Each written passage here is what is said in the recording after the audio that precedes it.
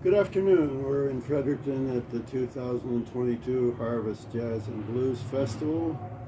During the Harvest Jazz and Blues Festival, we're not actually performing in it, although Bob and I could get something together in a hurry, I'm sure. We're here to talk about the East Coast Music Book of Fame by Bob Mersereau, and I'm delighted to have Bob with me this afternoon to talk a little bit about it. Basically, it's a collection of profiles, biographies really, of 50 of the most prominent Atlantic Canadians who've made it onto a bigger stage. Anne Murray, Rita McNeil, Lenny Gallant, Tom Connors, Gene McClellan, etc. And it's a lovely book. And Bob, whatever compelled you to take this project on during a pandemic?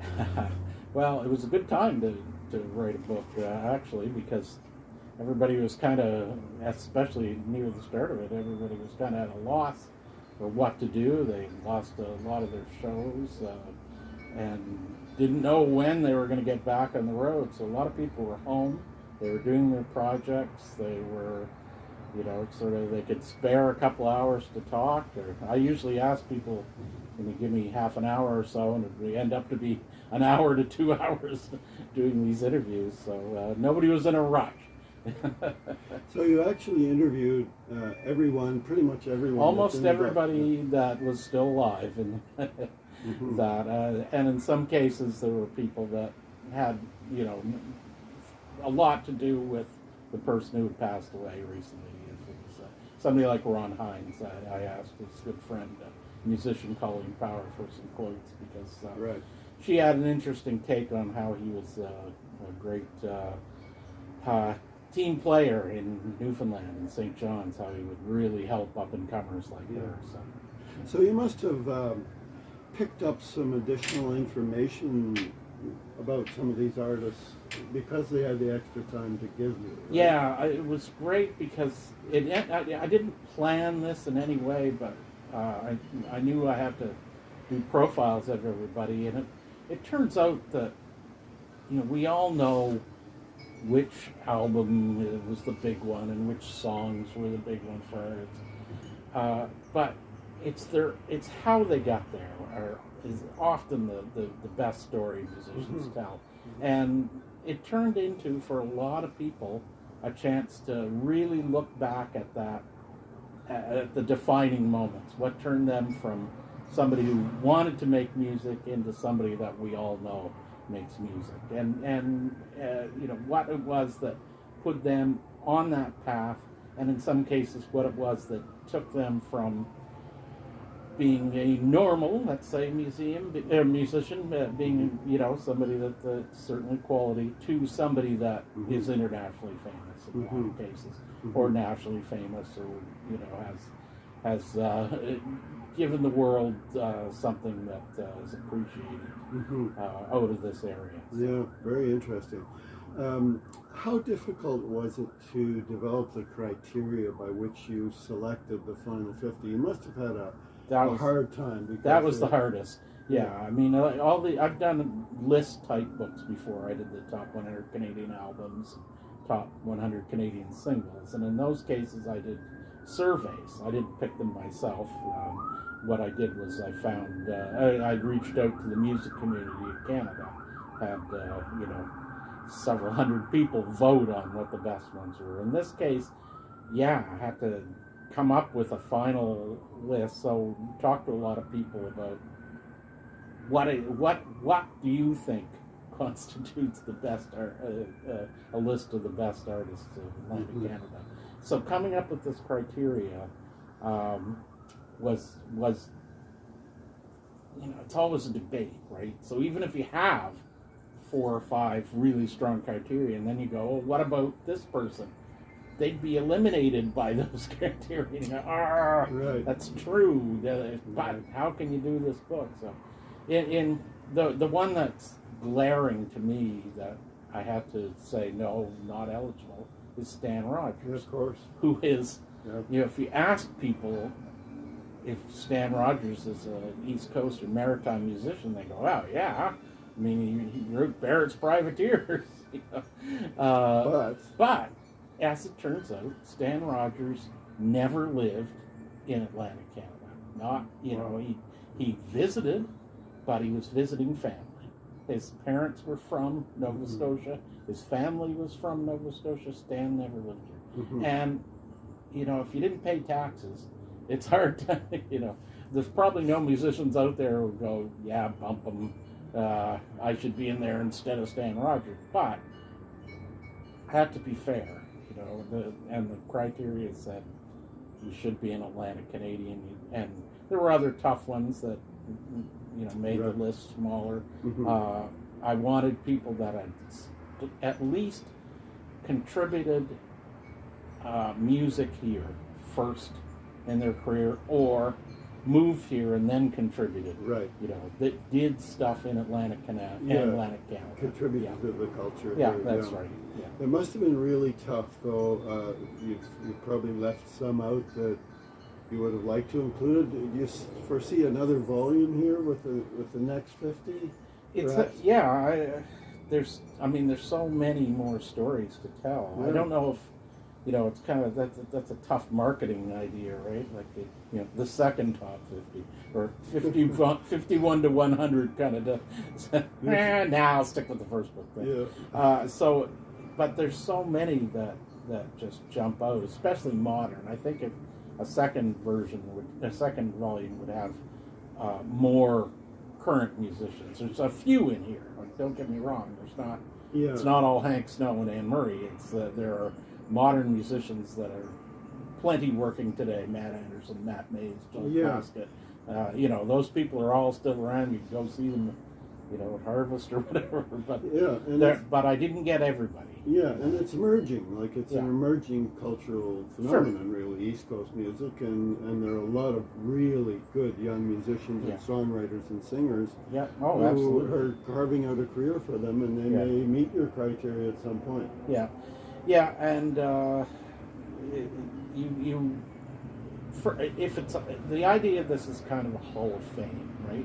Create a Hall of Fame of East Coast musicians, and when you're doing a Hall of Fame, when they started the Rock and Roll Hall of Fame, they didn't choose at first. They didn't choose all the recent artists. They had to start with, you know, the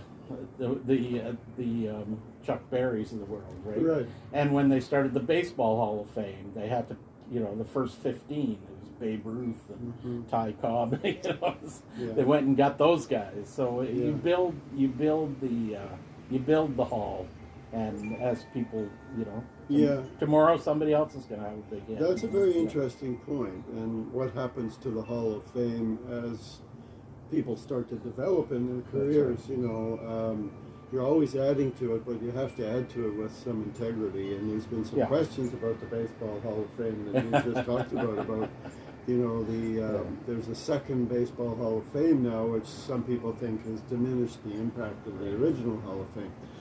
Bob, you've been studying and writing about East Coast musicians now in this book, and before that, obviously. What is it, would you say, defines East Coast music? Is there one particular aspect of the music that people say, that's East Coast music? Is it fiddle, Celtic, Irish, Scottish oriented, or what would you say after doing this book defines East Coast music? It's culture, it's attitude, it's belonging. Considering that this book reaches from opera to hip hop in the span of 100 years, and everything, every genre is in there pretty much. It's hard to say, you know, it's all fiddle. I mean,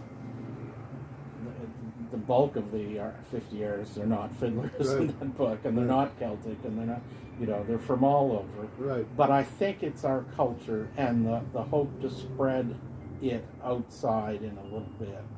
And Pride of Place is a big part of it.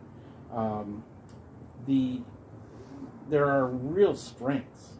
Songwriting is an incredible strength in the East Coast. We've had so many great songwriters over the years. so there's a tradition, and when you have so many good ones that were available, like Lenny Gallant, Ron Hines, Gene McClellan, you could go see those people. You know, Lenny grew up being able to go see and perform on the same stage or perform at the same bootlegger's house as Gene McClellan, right? Yeah, right. He loves telling that story in the 90s. For sure. Yeah. You know, when you know, he was you know, just starting out pretty much, and you know, being able to hear Gene McClellan at their mutual friends who were some bootleggers, and they would have a Tuesday night show in North Rustico, and Gene would work on a song, and then he'd come back next week and he'd have a new line, and what do you think of this? You know, that's pretty heady for young performers, you know, sure. to pick up on traditions. Ron Hines would sit with you and take you on. There's a story in there in the Ron's chapter of with Colleen Power, and you know, he took her. He used to bring her up on stage to sing one of his songs that she had covered on this album that they had put together, songs that Ron and his wife Connie had written, and they put an album of it, and Colleen was on it. So every once in a while, if they were together, then he'd bring up Colleen Power. The first time that they were at the Stan Rogers Festival, he said, well, I'm going to bring my friend Colleen Power up, and he said, yeah, no, you're not going to do that song of mine. You're going to sing this song, one of your own. So he gave her time on the Stan Rogers stage, which is an important music festival. Sure. And just his own time, you know, he said, take my fame and, you know, introduce yourself. Yeah, I was going to say that everybody seems to get along pretty well. Yeah. And there's a real sense of community. Oh amongst gosh, yeah. East Coast musicians, Yeah, right?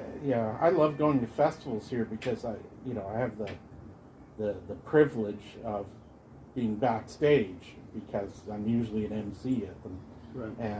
and I know everybody from this, you know, from interviewing career and such, so I get to see them backstage as friends, and yeah, I mean, it's just they love seeing each other.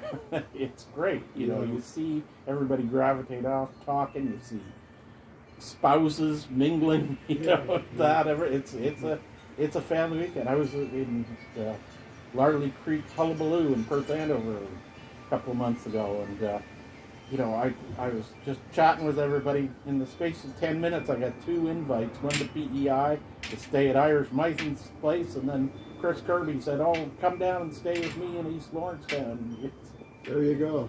Yeah, pretty cool. That's the Maritimes. That's Atlantic Canada. That, I think, that says more than we're Celtic or we're songwriters. Yeah, or that's it. You know, it says, you know, that we are just... A community. We're a community, we're folks, and they're that way with the audience too. You go to a house concert and it's like, you know, the artist plays, the people love them, then they all sit around and have coffee or a drink together. Yeah, it's a good point. Right. You expose some people in this book that I'd never heard of before. Henry Burr is one.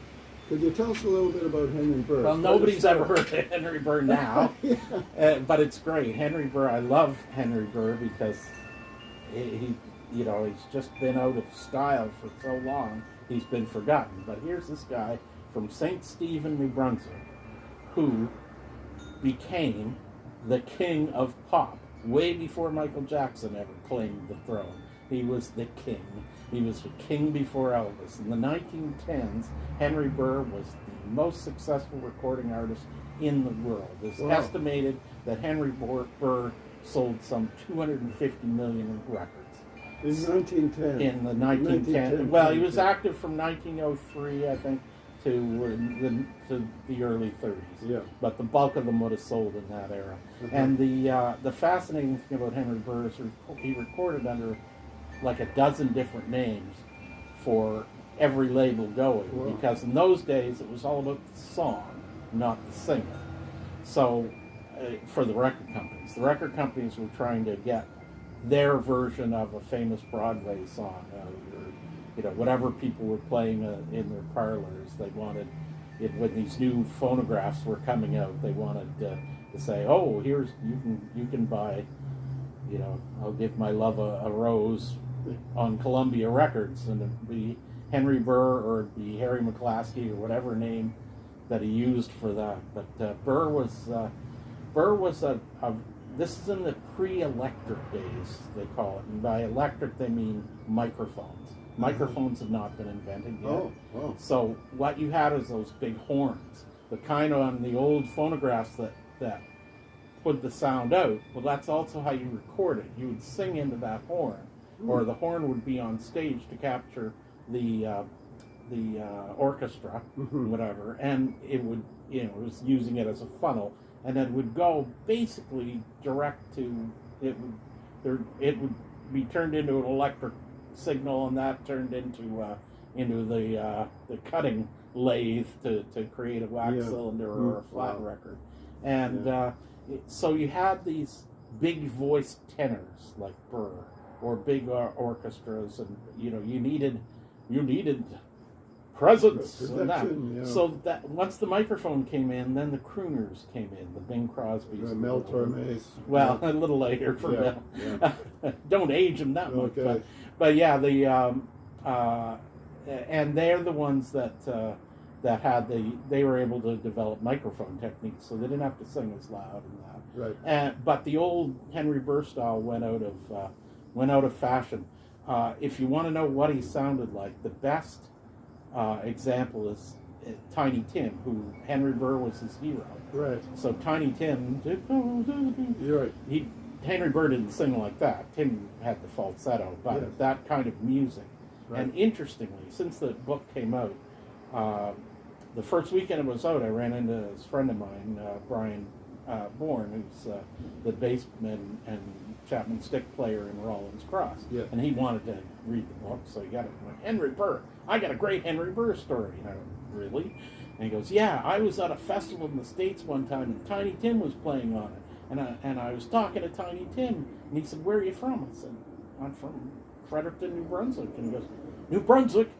Do you know where St. Stephen is? And that's how he pronounced it. And he went, yeah, you mean St. Stephen, but yes, I do. Yeah. He goes, that's where Henry Burr was from. There ought to be a statue to Henry Burr there. Well, maybe there will be someday.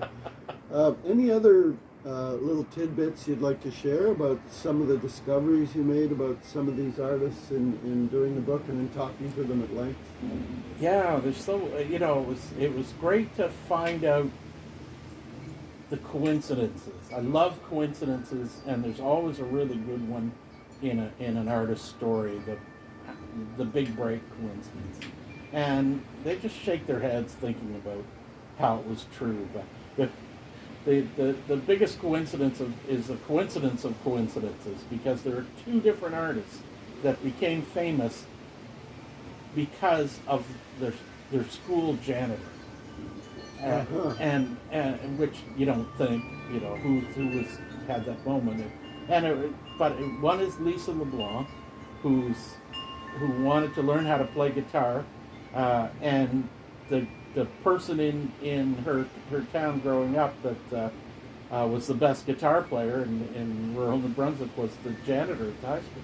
And he gave her her first guitar lessons and got her started. He was the one who insisted. He was backing her up on guitar, and she was singing at a community open. It was like Wednesday night. Come out to the park and the bandstand, and anybody can sing kind of thing. So that was her first public performance. And he said, "Well, if you want to sing some more, I think you need to learn how to play guitar." The other janitor was in Cape Breton, and it was Ashley McIsaac. And Ashley was already a well-known musician on the island, but he was approached, a couple of very famous theatrical people approached his parents, one of them, Philip Glass, and said, we have a play that is going to be in New York, and we would like Ashley to come out. He was still in school. Right, and they're asked, these, avant-garde theater people are, asking his parents if they can take their son away to New York City, and And they're like, well, we don't know anything about these people. And he said, ask so-and-so, who was the janitor at the school. Turned out that the janitor at the school was essentially a refugee from the U.S. He was a PhD from the States, and he'd been involved in the protests over 3 Mile Island, and he got out of Dodge and ended up in Cape Breton working as a janitor in the high school. And he like vouched, oh yes, they're very famous people in New York. So. Thanks very much, Bob. All right. Very interesting discussion. Here's the book, the East Coast Music Book of Fame Top 50. You can buy it at every self-respecting bookstore and indie bookstore chapters, Indigo, of course. You can get it online at sspub.ca or at amazon.ca as well. Thanks, Bob. Thank you.